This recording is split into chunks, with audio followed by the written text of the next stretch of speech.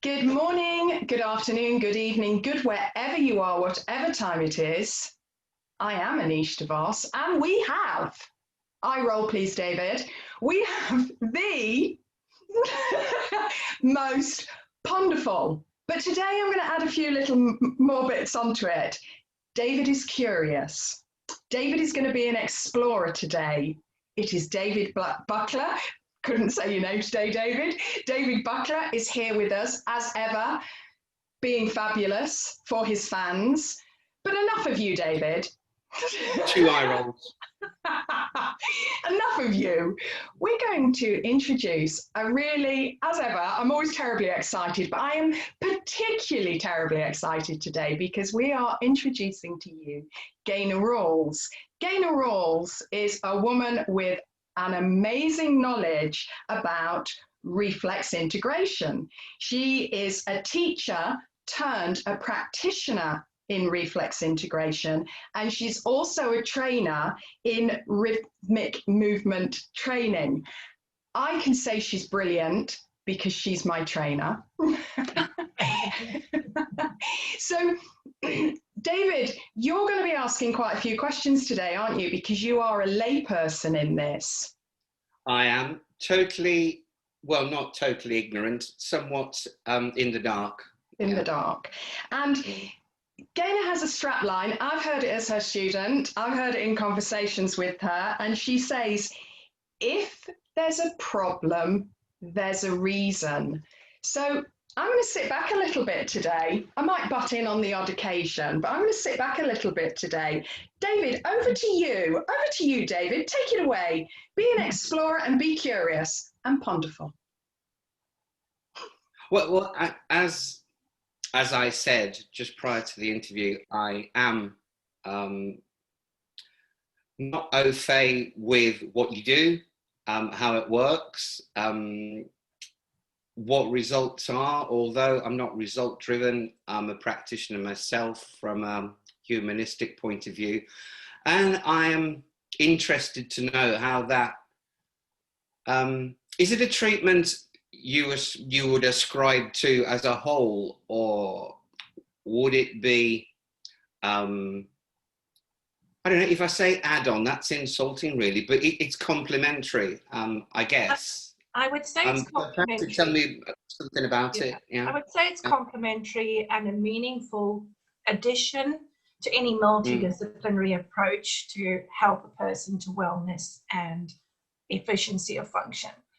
And it's often overlooked because when it comes to reflex integration, developmentally speaking, there isn't a lower place to start that we know of. Okay. Because the reflexes are literally the foundation blocks, the building blocks on which the central nervous system establishes itself in our bodies. So addressing that in relation to other therapeutic interventions will give much more meaningful purchase for the other therapeutic interventions, if that makes sense. Yeah, absolutely. Thank you.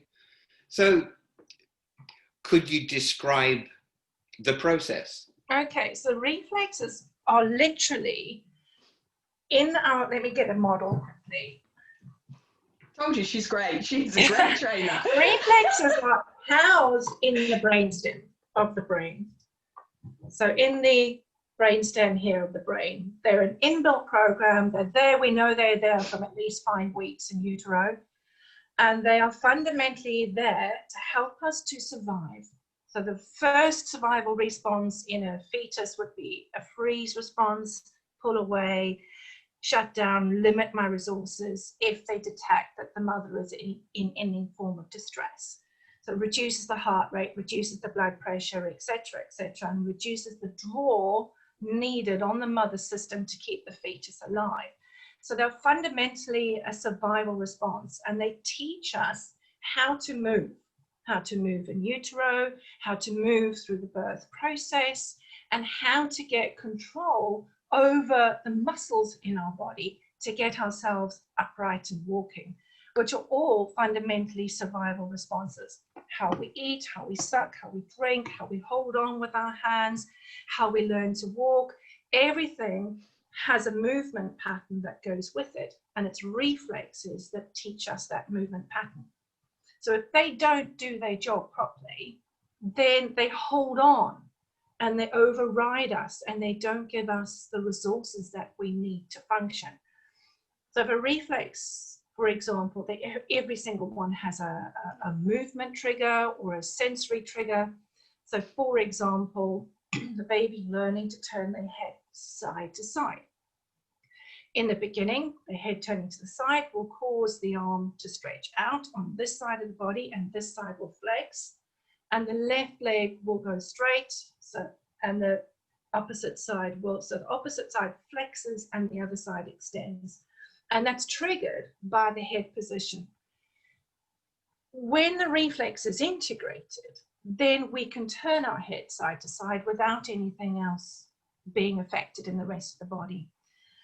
Fundamentally, it teaches our brain to understand we have a left side and we have a right side, and how to use everything together and separately as well. And it helps to build the connections across the corpus callosum, which is the bridge that connects the hemispheres of the brain together with the neural pathways. So if it hasn't finished its job, if it hasn't finished developing, then what happens is you might be working, and as soon as you turn your head to the side, you've still got this urge to straighten your arm out or to straighten your leg out. And that can cause fundamental challenges in terms of how we hold our pen, how much pressure we use when we're learning to ride a bike, learning to drive a car. So for example, my eldest son, he's the reason I got into this. Even now at the age of 23, this reflex is still not completely integrated in his system. So when he's driving and he needs to turn to the right, what happens is it triggers this reflex in his system and his leg goes into extension. So when he should be slowing down to go into a corner, he's in fact speeding up, and it's truly terrifying. I was just thinking, I was like, oh my God. Yeah, it is absolutely terrifying. And it's not his fault. It's because this reflex pattern is still so strong in his system, it's still in control and he isn't. And that's what plays out with all the reflexes. So what we do in this therapy is we check, right, what are the triggers for these reflexes? And to what extent does the body still respond to those triggers? And then that gives us a gauge to determine how underdeveloped in the nervous system the reflex is, and therefore the consequences for the person's learning and their function. And there are a lot of symptoms that go hand in hand with our function and the difficulties that we have. And you can track them. You can literally track them. And we help the reflexes to integrate by going on the same developmental journey that should have happened as babies, as infants.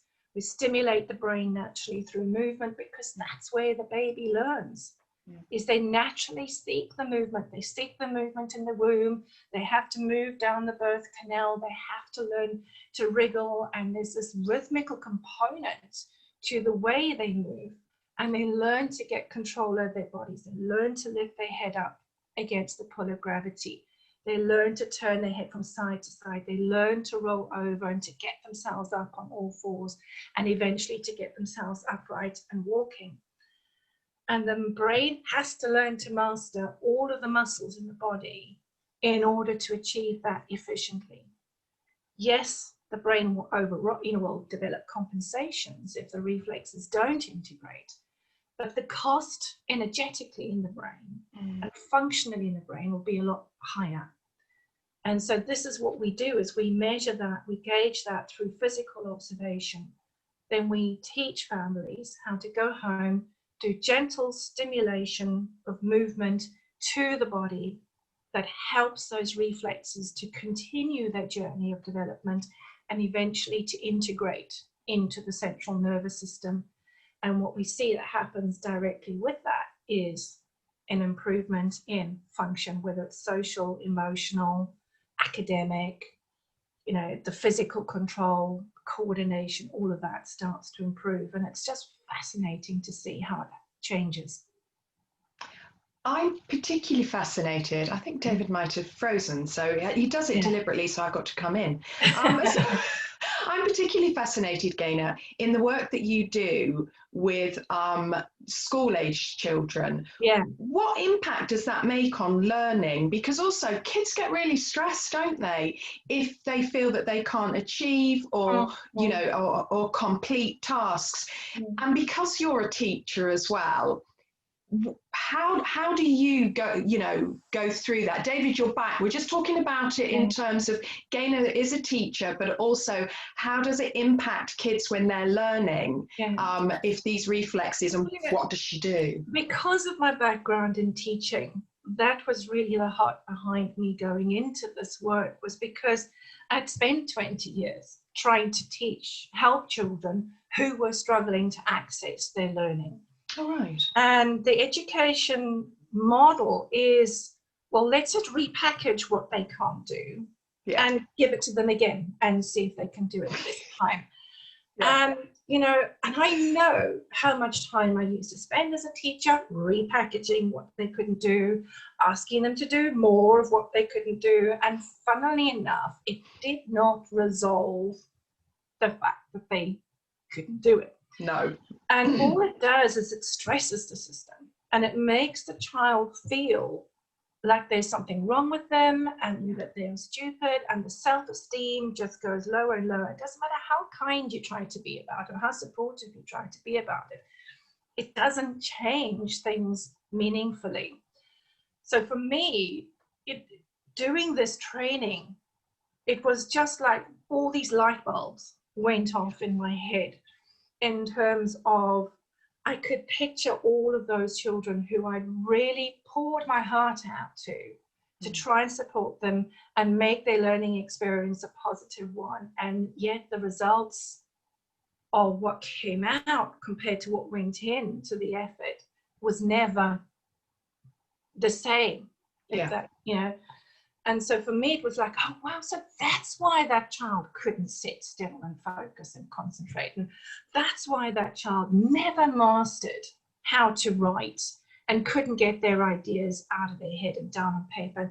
That's why that child avoided writing. And, you know, and you just can really, it gives so many answers to why they are struggling, you know, why the child could never grasp mathematical concepts, why the child could never cope with, you know, when you're teaching PE, why couldn't they do a forward roll? Didn't matter how much you tried to teach them how to do a forward roll, they couldn't do it.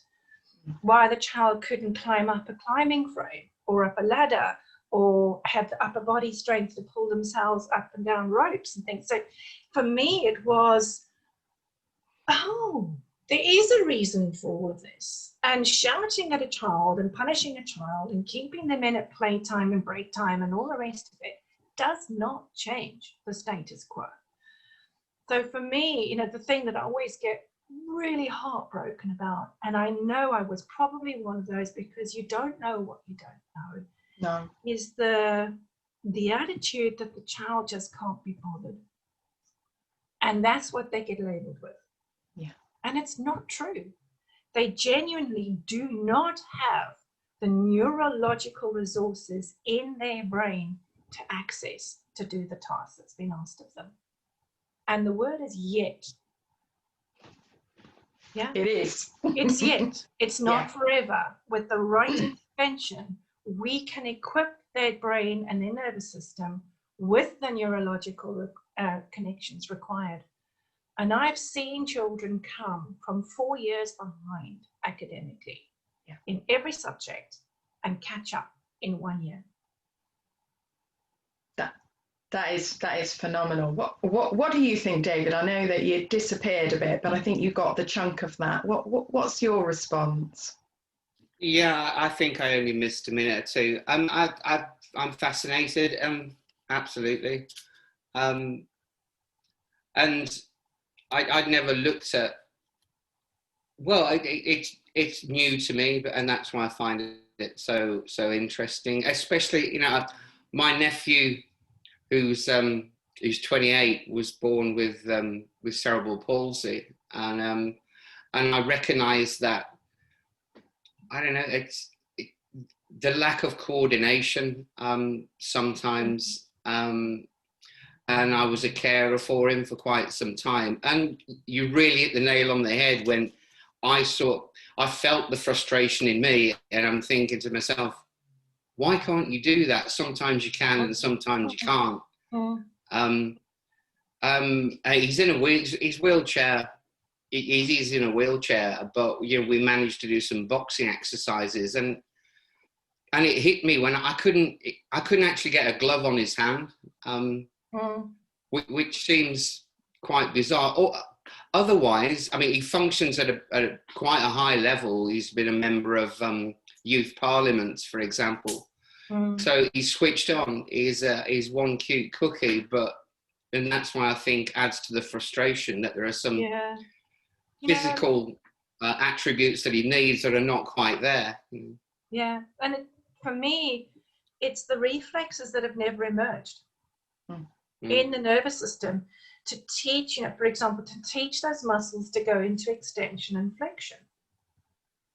So when I see this in clients, is, you know, I'm always sort of tracking back what movement do they have access to, and what movement don't they have access to, and why not? Because if the reflexes have done their job, the brain understands the elasticity of the muscles and the range that the muscles can achieve. And so then I sit back and I ask myself, okay, so what can I do to try and help the brain to understand this piece differently and to get those neural pathways firing? So I worked with a little lad with spinal bifida, for example. You know, in spinal bifida, you know, often there's just no communication down into the legs, depending on where the spinal bifida has occurred. And this little lad, he was strong as an ox down to his knees, but his brain had no connection between his knees and his feet. So his lower legs were really wasted, and his feet were like cotton wool balls at the end of his legs, with no tone, no shape, no definition, and certainly no access to movement. And over time, his little feet started to take on shape and his toes started to move. And his specialists never thought it was possible. I don't know if he ever did walk, because his parents stopped before we got to that stage. But, you know, my firm belief is that that pattern is there in the nervous system from so early on. If it gets interrupted at any point for any reason, the plasticity in our system, for me, I firmly hold on to that, is it's always possible to change, or it should be possible to change. It's just finding the right possibility to make that change. And with cerebral palsy, you know, they know that a lot of that is triggered from oxygen starvation in the birth process, which then is going to damage the brain stem. And if the brain stem is damaged, you can be sure that the reflex patterns and the reflexes and their job that they need to do in our nervous system will be affected. And I've seen this happen again and again. We just persevere, get that stimulation into the brain stem, wake those reflexes up, get that brain, oh, I can control this part of my body. All right, how do I learn to do that? I've seen it happen with clients. I had 5-year-olds who, even at the time when I was working with them, hadn't got a formal diagnosis. But at 5, they were still lying on their backs, not really moving, no eye contact, no reaching out into the world and being curious about their world, no head control. They would literally lie on a mattress all day, and then they'd be picked up from that mattress, put into their special buggies, strapped in, because there was no core control and desire to get upright, no head control. Off they go to special needs school, they get the physiotherapy and the occupational therapy, etc. And they come home again and lie back on the mattress all day. They suffer terribly from epileptic fits, which of course had affected different areas of their brain. But I went in with just 5 seconds of 2 movements twice a week. And it wasn't long before they were trying to get head control. They were trying to lift their heads up off the floor. They were rolling over. pushing themselves around backwards, making eye contact with their parents for the first time in their lives, reaching out and grabbing toys and showing curiosity about their world. So for me, my drive with them was to wake that up, to wake that program up, get the brain curious and wanting to get control over their bodies, and then letting them continue on their journey. It's amazing, isn't it, David? Yeah, absolutely. And I just think that fundamental that you've spoken of, you know, one of the first developments of those reflexes, you know, that come up and that are part of the brainstem and the central nervous system. Gaynor, I suppose I would just like to ask you, what would be your message to the people watching this? What is your message as, you know, both a teacher, both a mum, yeah. and a trainer? Having been there with a say? child who was struggling, which is what took me down this journey, 7 years of looking for answers, yeah, and seeing the difference that it made for him, is to say to parents, if your gut instinct says there's something else that you can do, follow your gut instinct and keep looking. And what I would say personally, if you have to make a decision about which therapy you're going to do first, start with reflex integration. Yeah. Because then the impact of any other therapeutic interventions that you do will be much more profound and much more meaningful for your child. But also to remember that whatever interventions you do seek, less is more. And be careful of not trying to do too much, because too much can overwhelm the system. Yeah. And a stress system doesn't change. So it's all about balance. It's all about balance and learning to work with your child, not on your child. Don't ever get caught up in a process, but don't give up. Don't give up fighting for your child's well-being. Oh, that's a lovely ending. You're welcome.